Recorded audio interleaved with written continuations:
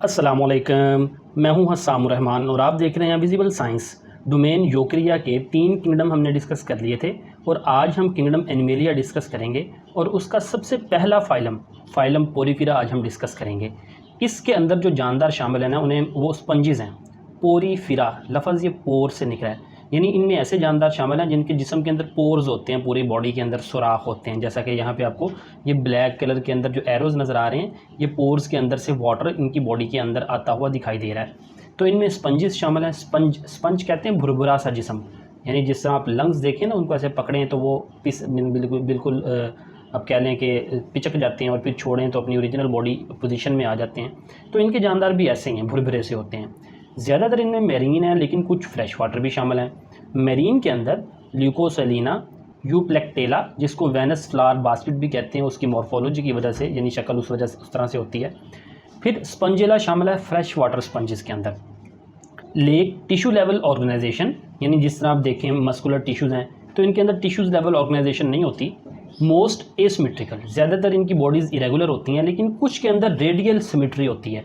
Radial symmetry कहते हैं कि parts arrange along central axis. मिसाल के तौर पर ये आपको बॉडी देखें ना, ये तो इसका क्रॉस सेक्शन कटा हुआ नज़र आ रहा है। तो अगर इसको इस तरह गोल बॉडी है तो ये एक सेंट्रल, ये जो आपको पोर नज़र आ रहा है ना, तो इस सेंट्रल एक्सिस के चारों तरफ बॉडी क्या है, सिमिलर है, अरेंज अलोंग सेंट्रल एक्सिस, यानी एक मेन सेंट्रल एक्सिस उसके बॉडी सिमिलर है। तो ये आपको रेडियल सिमेट्री वाला जिस्म नज़र आ रहा है। इनमें नर्वस सिस्टम जो सा है वो नहीं होता। न्यूमेरियस पोर्स, यानी बहुत सारे सुराख होते हैं इन द बॉडी वाल, जिस्म के अंदर। उन सुराखों को हम ओस्टिया कहते हैं। यहाँ पे देखें, ये ब्लैक कलर के अंदर जो एरोज़ हैं, उन सुराखों से पानी बाहर से अंदर आता है, मैंने दिखाया हुआ है। ये पोर्स हैं बॉडी के अंदर। यहाँ पे इतना सा इसका बॉडी का क्रॉस सेक्शन मैंने बड़ा करके दिखाया है। तो यहाँ पे आप देखें, ये बॉडी की लेयर्स हैं, ये बाहर वाली एक्सटर्नल, ये मिडल लेयर और ये इंटरनल लेयर। उनके अंदर ये पोर्स नज़र आ रहे हैं जिनको हम ओस्टियम कहते हैं। इनके अंदर से पानी बाहर से अंदर आता है। इन पोर्स को ओस्टिया कहते हैं। एक को ओस्टिया, प्लूरल, सबको ओस्टिया और एक को ostium.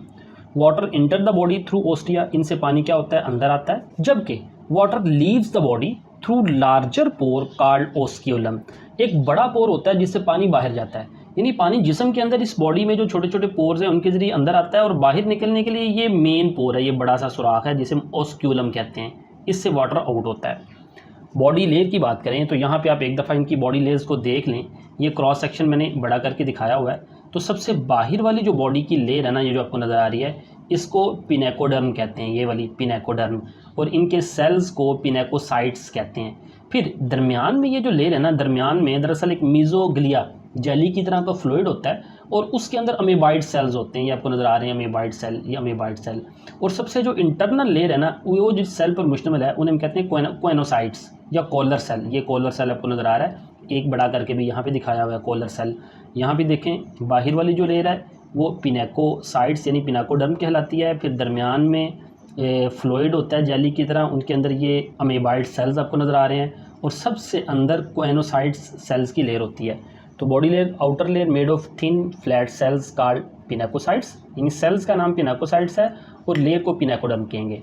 Second layer is jelly like called mesohyl, it contains amoeboid cells, यानी इसके अंदर अमीबा की तरह के सेल्स होते हैं।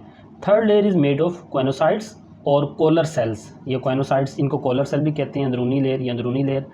इट लाइन स्पंजोसील, स्पंजोसील ये जो अंदर वाली बॉडी कैविटी है ना, उसको हम स्पंजोसील कहते हैं, यानी स्पंजेस की जो कैविटी है, सील, सिलोम। तो लाइंस यानी अंदरूनी कैविटी के अंदर ये सेल्स होते हैं।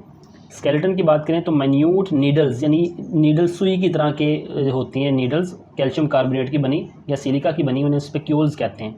यहाँ पे देखें मुख्तलिफ, यहाँ पे आपको स्पिक्यूल नज़र आ रही है, यहाँ पे नज़र आ रही है, यहाँ पे देखें ग्रीन कलर में मैंने ये नीडल्स ही बनाई हैं, मुख्तलिफ लोकेशन पे होती हैं, तो ये इसका स्केलेटन बनाती हैं।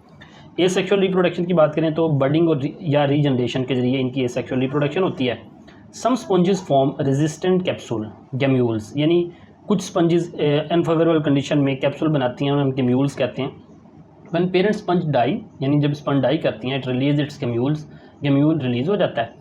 इन favourable environment amoeboid cell come out of gemmules, उस गैम्यूल से अमीबाइड सेल बाहर आते हैं और न्यू स्पंजेस यानी नया स्पंजेस जो है वो बना देते हैं। यह गैम्यूल कैप्सूल की तरह का स्ट्रक्चर होता है जो अनफेवरेबल कंडीशन में सर्वाइव करता है। तो ये था आज का लेक्चर, उम्मीद है आपको समझ आई होगी। फीडबैक ज़रूर दीजिएगा। मिलते हैं नेक्स्ट लेक्चर के साथ। अस्सलामु अलैकुम वरहमतुल्लाहि वबरकातुहू।